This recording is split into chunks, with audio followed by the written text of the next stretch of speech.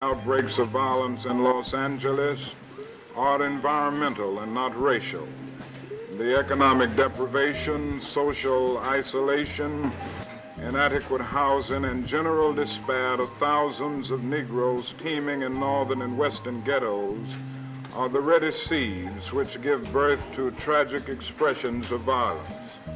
By acts of commission and omission, none of us in this great country has done enough to remove injustice. I therefore humbly suggest that all of us accept our share of responsibility for these past days of anguish. I should like to state in quite more specific terms why I make this journey in the interest of reconciliation and future cooperation between the races.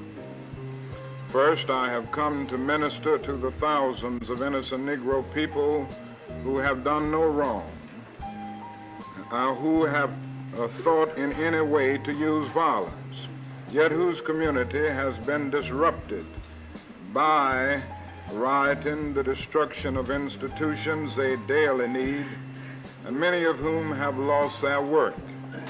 This has been for them not merely the hardship springing from the disruption of their physical community. It has been a spiritual disaster deepening their despair and hopelessness. Secondly, I have come to minister to the small degree that I can to those who have been involved in the rioting. Our Christian effort must be to redeem them and to leave no stone unturned despite their guilt, to help them find a useful place in building a good society in which they can share as equals.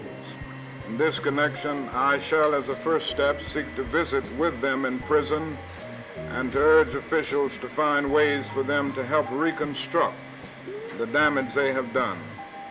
Thirdly, I would like to confer with the many segments of the white community that have been the staunch allies of the Negro people in our struggle.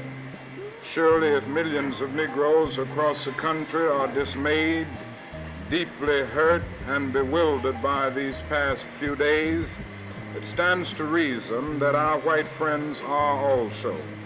The strength of the Negro-White Alliance for Justice will be maintained only if we are in constant dialogue, understanding past mistakes, evolving new programs, and providing ways and means to avert any such recurrence of violence. Fourthly, I would like to work with the local leadership of Los Angeles in proposing programs for the eradication of those problems relating to housing, schools, jobs, and police behavior that were directly or indirectly related to the disorder.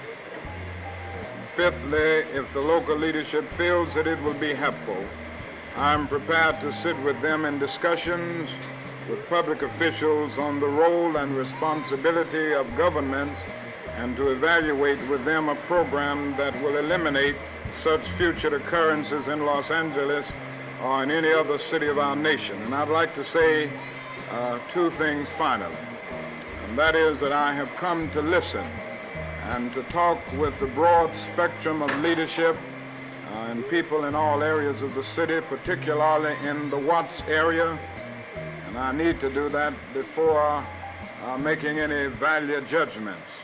I'd also like to say that I think it is very unfortunate that statements have been made by public officials to give the impression that the riot developed because local leaders did not do their job. I think we have to see that these riots grew out of many things, particularly the explosion of accumulated frustrations that have been developing across the years as a result of the long night of poverty and economic insecurity.